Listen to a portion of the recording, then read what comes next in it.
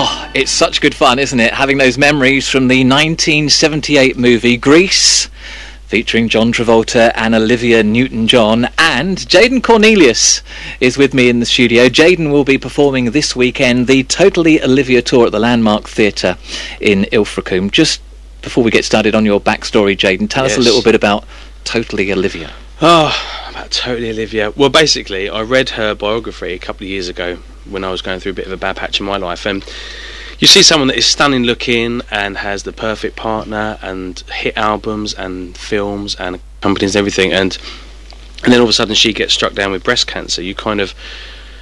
I kind of thought, with someone with that amount of beauty and profile and money, that she can afford the best treatment, and she doesn't really need to moan because other people are suffering a lot worse. And reading the biography really kind of blew my mind as to how much she did lose. I mean, her father died the same weekend as she was basically told she had breast cancer. She had problems with her relationships. Her clothing company went bust and everything. So she really suffered, and she just carried on, and even through that she was still pioneering for Mother Nature's well-being and saving dolphins in Japan and raising money for breast cancer and stuff like that. So she's always been a bit of a charity working pioneer lady for me, really. So she really inspired me, and I'm a classical singer, and thought if I could pull off a couple of evenings singing Olivia Newton-John songs, because me in spandex singing Xanadu is not particularly pretty, but I thought if I can pull it off for 6 months and raise as much money for breast cancer charities, then that would be great. And I auditioned for people that had never sung before, that didn't know whether they wanted to sing, but kind of would do it in their kitchens or their bathroom, and then we kind of formed a backing group, and I had 4 months to teach them 32 Olivia Newton-John songs with backing harmonies, and then tour it for 6 months, and we're coming to the very end now of our 6-month tour of that. So wow, amazing. So what sort of songs will people hear? I Honestly Love You, Xanadu, some of the stuff from Grease, Physical, Country Roads. They're all there. All the old faves, Mr. G. All the old faves. Good. I mean, it's going to be Olivia's greatest hits. It's a tribute to the lady. Yeah, bless her. She's but amazing. Performed in your own unique style. Yeah, by Jaden. It's going to be interesting. Well, I'm just curious. So, you read that biography, and obviously that touched you, and you felt that therefore you were inspired to do something else. But I'm just wondering, what was it? Just luck, coincidence that it was that book that you picked up at that time, or were you looking for a cause to get behind? I wasn't really looking for anything. I was kind of lost in my own dramas and my own little world at the time, and I was bought that book for Christmas, and I just thought, nothing better to do, I'll read it. I've always been an Olivia admirer, but never particularly a big fan. Then after reading that, I became obsessed. I've got 27 albums. No. So that's it. My violin has gone to the back shelf. I'm pure Olivia now. You've single-handedly contributed to her personal fortune by the tune of at least 100 quid. Now. Yeah. So, does she know about it? Yeah, I've met her several times. I'm meeting her today again as well. No. I am. From Olivia here, Neutron Bomb. I am off to sunny Farnborough. Now, hang on. This sounds like one of those Tool stories. Olivia Newton-John's in the country, and we don't know about it. She is. Well, it's all over my website. Is it? Very good plug. So yeah, exactly.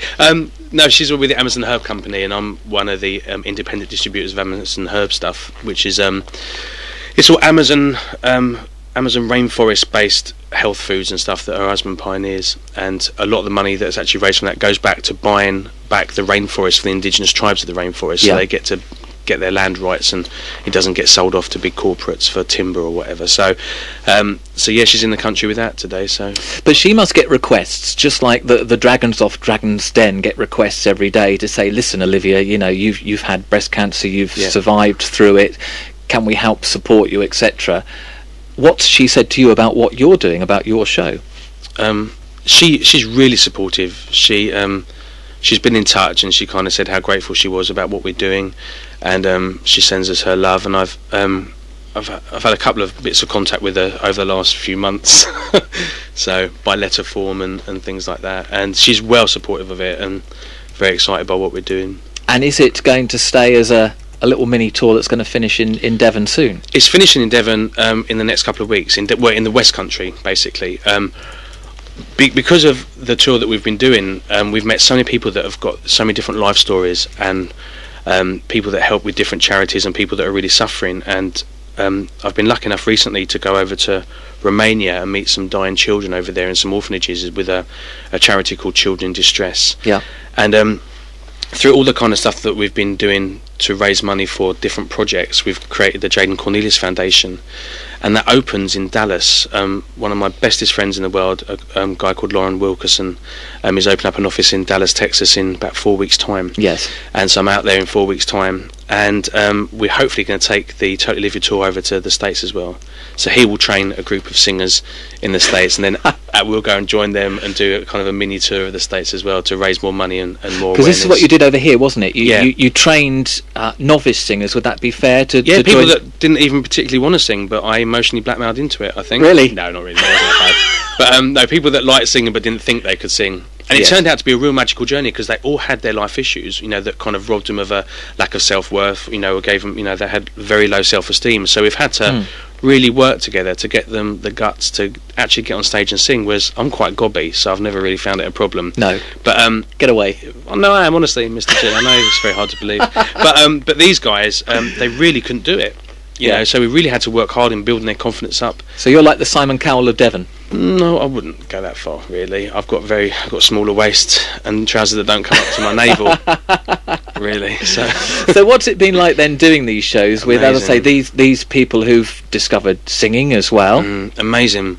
We had a few more, but people have they've kind of left us throughout the journey because of, for different reasons, not being able to do it and stuff. But the core of the 4 backing singers I've got left, it's been amazing, man. I'm really gutted that we're finishing, to be honest with you, because, you know, every single Friday and Saturday for the last 6 months I've been singing Xanadu and some amazing songs by the lady herself, and with, you know, the people that have become my best mates, and I'm raising money for the most fantastic cause, and meeting different people with so many different stories. So how does it work in terms of raising the money for the cause? I mean, this is just purely an element of the ticket sales, is it? Or? It's all the money we raise through ticket sales and through like raffles and things like that. Every penny goes to the cause. We don't take any administration, any cost or anything out of it. We've been self-funding it for 6 months, and one of the girls travels from the other end of Cornwall.